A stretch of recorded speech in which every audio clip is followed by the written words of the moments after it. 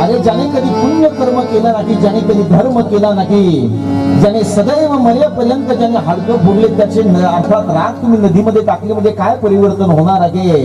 ज्याने कधी पुण्यच केलं नाही, अशा लोकांचे राग नदीमध्ये टाकून नदीला अपवित्र करण्याचं काम करू नका. एक संदेश मला आपल्या सगळ्या काळेगावकर वासियांना द्यायचा आहे.